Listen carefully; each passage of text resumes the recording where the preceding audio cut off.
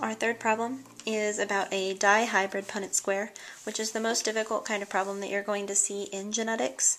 So it says, in pea plants, there are genes that code for the traits of seed shape and seed color. Round seed shape is dominant to wrinkled seed shape, and yellow is dominant to green. Create a dihybrid Punnett square to predict the possible outcomes of a cross between two heterozygous plants with round and yellow seeds. So we first have to decide what letters we want to use, and they've been given to us. So we'll go ahead and write those down. We have round as a capital R because it's dominant, and wrinkled as a lowercase r because it's recessive, and yellow as a capital Y because it's dominant, and green as a lowercase y because it's recessive. So we're dealing with two different kinds of traits here. We're dealing with the seed shape and seed color. So that's why we're using two different letters, R and Y. So when we write the genotypes of these plants, we can use the terms plant 1 and plant 2 rather than mom and dad, because plants don't really have a gender. So for plant 1, it tells us that they are heterozygous plants with round and yellow seeds. Heterozygous means they have one capital with one lowercase, so they're going to be capital R, lowercase r, capital Y, lowercase y. And both of the plants are the same. We have two of the same kind of plants, so we can put that for plant 2 as well. Okay. Now before we can move into the Punnett square, we have to use what we call FOIL to determine all the possible combinations of R's and Y's from these letters. So FOIL is something you might have used in algebra if you've factored problems. FOIL stands for first, outside, inside, last. So we're going to go ahead and write this over here to the side. We have R, lowercase r, Y, lowercase y. So for first two, we're going to take the first R and the first Y from each group. We have a group of R's and a group of Y's. So our first combination is capital R, capital Y. For outside 2, we're going to take the outside R and the outside Y.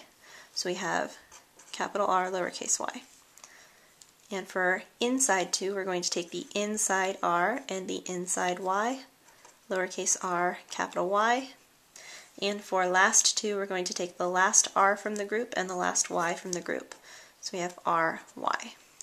So these are all the possible combinations of R's and Y's that we can get from these four letters. Notice that the lowercase r and the capital Y are opposite of what you would normally expect. We usually put the capital letter first. But in a problem like this with two separate traits, you're going to want to keep all of one trait in the front and all of the other trait in the back. So we're going to keep all of our R's in the front and all of our Y's last. So make sure you do that. It'll help you stay organized to keep all the R's at the front and all the Y's at the back. Okay, so now we're ready to move into the Punnett square. We're going to take these combinations that we've created and write them along the sides of the Punnett square. So we're going to have plant 1 at the top and plant 2 to the side.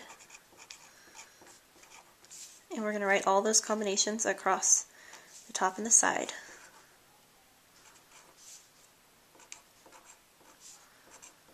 And since both of these plants are the same, we can use the same combinations for both plants.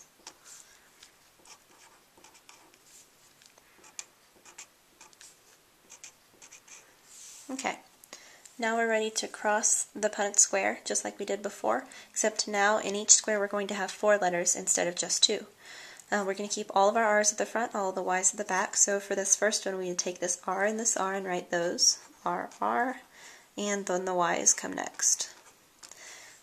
When you have something like in this next example, we have the R's, but then we have a capital Y and a lowercase y, we're going to always put the capital first.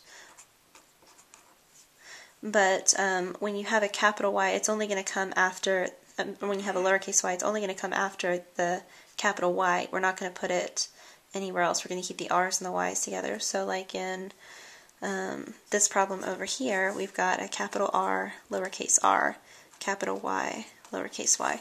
So you can see that the R's stay together, the Y's stay together. But we still do put the capital before the lowercase within that group. So we can go ahead and fill in the whole Punnett square just like that.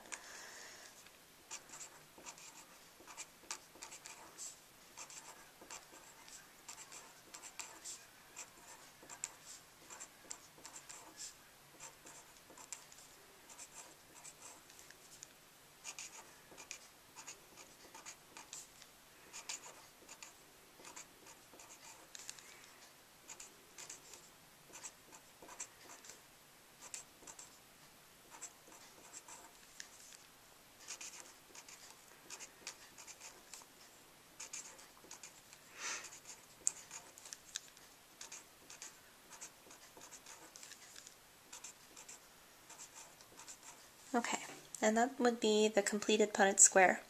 Then we're going to go through and write the phenotypes for each of these outcomes. So for the first one, we're going to look first at the R's. R tells us seed shape, either round or wrinkled, and round is dominant, so we have two dominant traits that tells us that this seed would be round. And then the Y's tell us seed color. Yellow is the dominant seed color, so we're going to look at the two dominant traits and know that that is a yellow seed. And we can do that for all of these combinations. So here we have a round yellow seed,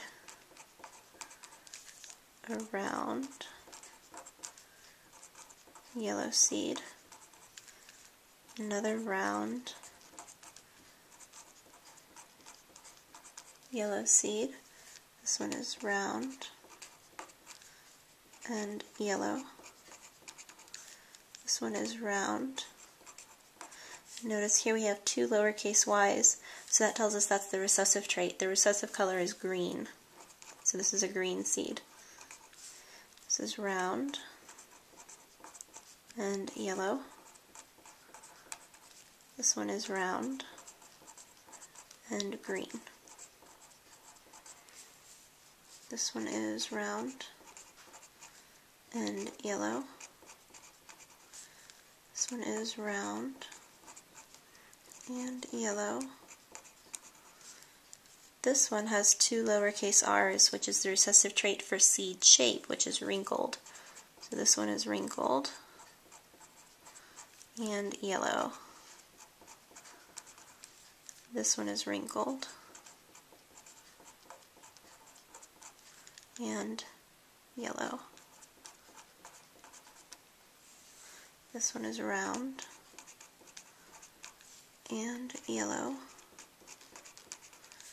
This one is round and green. This one is wrinkled and yellow. This one is wrinkled and green. Alright, so now that we have all that filled out, we can write a phenotype ratio for this problem. So we'll write our phenotype ratio on this page again.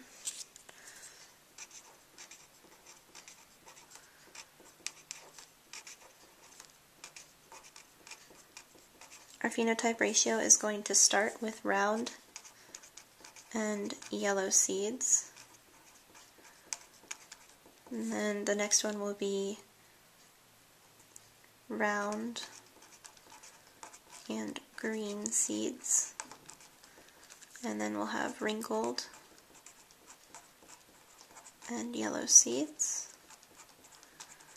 And wrinkled and green. So we're going to count how many we have that are round and yellow. And if we go back to our Punnett square, we have 1, 2, 3, 4, 5, 6, 7, 8, 9 that are round and yellow. So we're going to write 9. Round and green is next. So we have 1, 2,